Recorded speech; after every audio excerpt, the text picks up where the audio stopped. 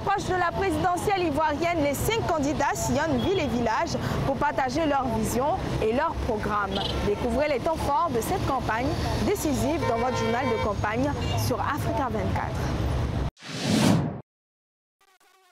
Pancartes et drapeaux claquant au vent et chants patriotiques à l'unisson, la jeunesse du RHDP a manifesté son adhésion à la vision d'unité et de stabilité prônée par le candidat du parti Alassane Ouattara ce samedi 18 octobre au stade Félix Houphouët-Boigny d'Abidjan. Une foule de partisans a convergé vers le Félicia, transformant l'enceinte sportive en un véritable foyer d'enthousiasme et de ferveur populaire. À quelques jours du scrutin présidentiel, cette démonstration de soutien illustre avec force la dynamique populaire et la confiance accordée au président Ouattara.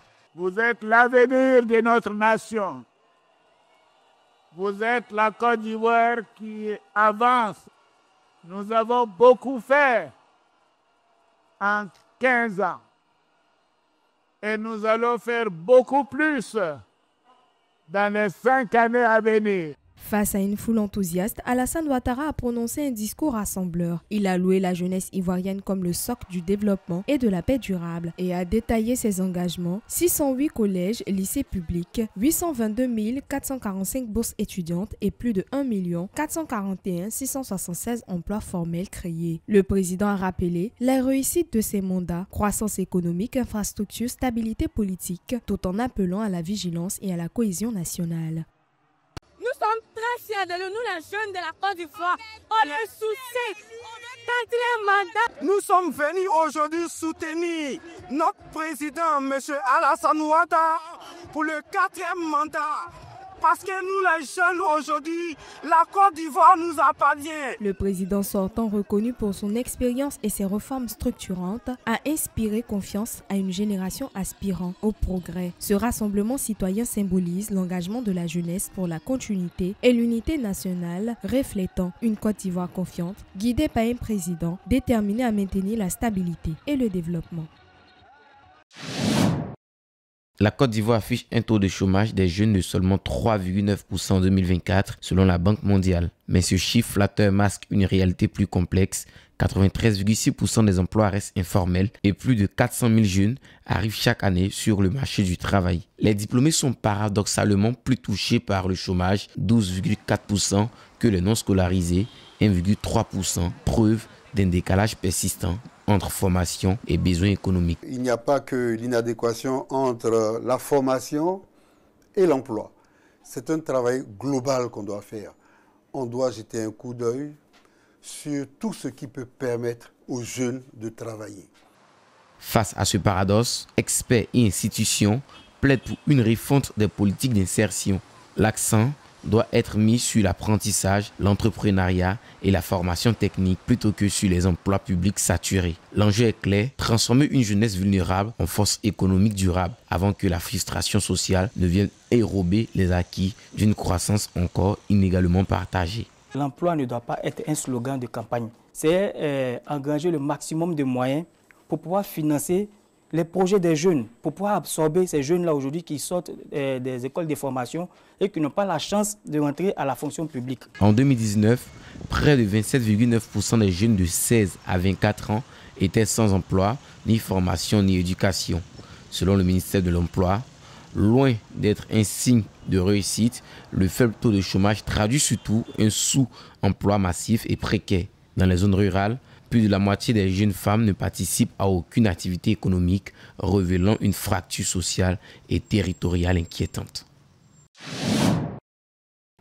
Depuis son lancement en octobre 2019, la couverture maladie universelle incarne la volonté du gouvernement ivoirien d'offrir un accès équitable aux soins de santé. Avec plus de 20 millions d'enrôlés, soit près de 68% de la population, le programme marque un tournant majeur.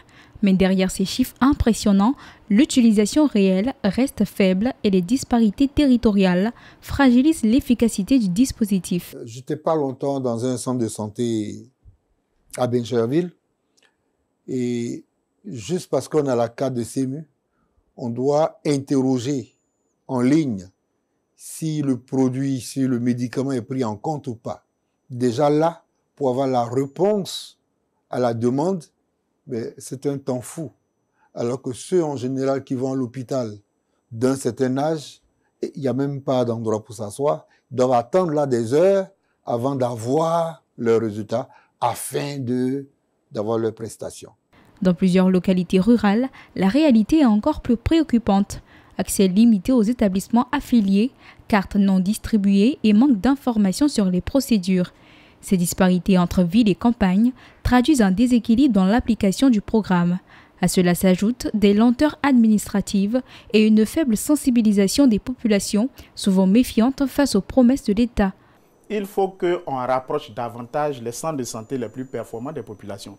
Il n'est pas normal que pour un pays comme la Côte d'Ivoire, lorsque vous prenez tout le nord de la frontière Ouangolo jusqu'à Bouaké, il n'y a pas de CHU.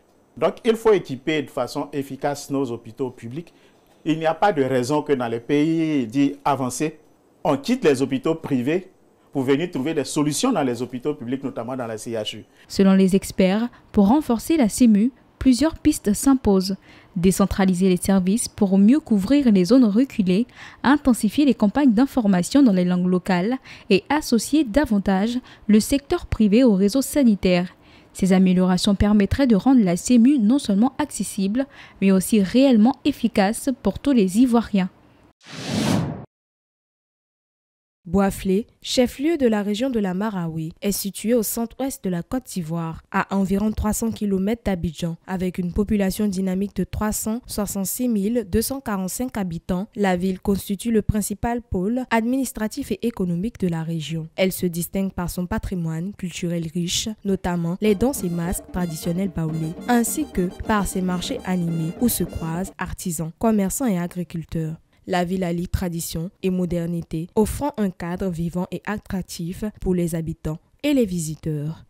La préservation de cet écosystème fragilise et exige une vigilance constante.